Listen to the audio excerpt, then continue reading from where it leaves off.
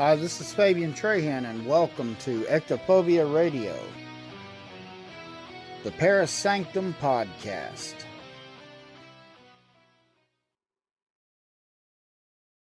Hi, this is Fabian Trahan, your host. This is episode 8 of the Paris Sanctum podcast. Haunted T. Frere's house, bed and breakfast in Lafayette, Louisiana.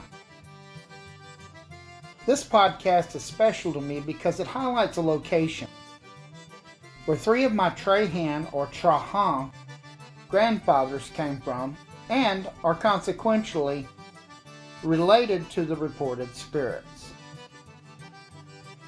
Lafayette, Louisiana. T. Frere's house and Garçonniere bed and breakfast in Lafayette, Louisiana. The history of the manifestations. People who pass on suddenly often aren't ready to give up their life here in this world and try to enjoy what they did while alive the best they can in spirit form. Émilie Comeaux died unexpectedly and suddenly, as did young Marie-Estelle Comeaux. Children who die from accidents or illness sometimes like to stay in places where they live. A 12-year-old girl, Marie-Estelle Comeaux, drowned in a well on this property. Marie-Estelle Comeaux had probably lived in the Comeaux plantation but had played where this house now stands. Émilie Comeaux was a math teacher for children. She married a wonderful man and they had a baby together. Unfortunately, disaster first hit when the dreaded yellow fever raced through the town and both Emily's husband and their baby died of this disease, leaving Emily alone. She could still teach math to her students to look forward to continue to do so.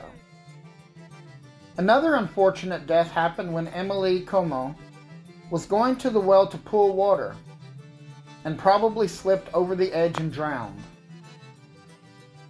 This was probably an accident. Perhaps the wells on this property were dangerous, as Émilie was the second in the family to die in this way. She was a petite woman and perhaps she had to stretch to get the bucket down into the water. Perhaps an overeager child jumped up on her while she was leaning over the well and accidentally pushed her in. Then there's the speculation, perhaps someone pushed her in the well, committing murder. Someone may have wanted her property. The Catholic Church ruled this death a suicide. However, the hauntings reported here suggest that it wasn't a suicide. The spirit of Émilie Comeaux isn't showing signs of grief, but of anger. While trying to be her kind, loving, thoughtful self she was as a teacher. The spirit of Emily is mad and upset with the Catholic Church, who not only ruled her death to be a suicide, but also refused to give her her last rites and allow her to be buried with her husband and baby. If she was pushed in an act of murder by some evil person, this makes this even worse. Spirits at T. Frere's house. The manifestation of Marie-Estelle Comeaux. She liked to play the piano in the living room. A Terminex man in the attic had a close encounter with her, as she appeared before him and said in French, "Come and see." It is said that Marie-Estelle Comeaux also disciplined an assistant innkeeper when this lady laughed at the thought of spirits being in the house. Marie reportedly locked the lady in her room. When the lady asked her in French to open the door was unlocked by this unseen presence.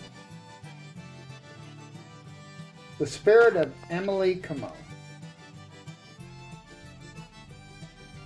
The petite spirit is seen by the living throughout the house, walking on the garden paths and wearing a rose-colored dress, not afraid to let the living see that she is still a part of the household and business. She likes to let the living know that she is there, in the main house. She likes to turn the lights on and off. She opens and closes doors as she goes about her business. She also rattles the pots in the pantry to let them know she is there. Apparently, Emily Comeaux has a temper. She shows her anger at the Catholic Church. If anyone plays hymns on the piano, she has been known to splatter wax on the piano as her way to comment on the church's decree of her death as being a suicide. Anything religious is dumped on the floor. She doesn't like the owners to talk about her feelings or her story. She has been known to turn on the burglar alarm. It adds insult to injury when the living discuss her end at the bottom of the well and the actions taken against her. However, it is said that Emily Comeaux had a kind heart. Despite her anger at the Catholic Church for their false ruling and refusal to give her her last rites and bury her with her family, evidence points to Emily's kind heart and thoughtfulness as she thinks of the living and does her best to be helpful and loving, especially with children. Past owners report that she helped their child with his homework. She nursed the living through illness and even woke up the family when a fire broke out in the house, saving them all. Investigative findings in the paranormal. People who lived here, as well as guests who have stayed in the bed and breakfast, have had a boatload of experiences with Emily and some with the Shire Marie. Smoke and Mirrors Paranormal Group caught some hard evidence that they were excited about, including some interesting footage and some very clear EVPs. One of them suggested that a male spirit is also visiting or residing here, perhaps from a later era, because he was using strong language not uttered in polite society when Marie or Emily lived. Or it could have been Emily's husband finding out someone pushed Emily to her death. 3 other clear EVPs may have been Emily. When asked if she killed herself, she said no. In the second EVP, she said that she was pushed into the well. The third EVP, she became annoyed with the investigator in her room and spoke in an EVP.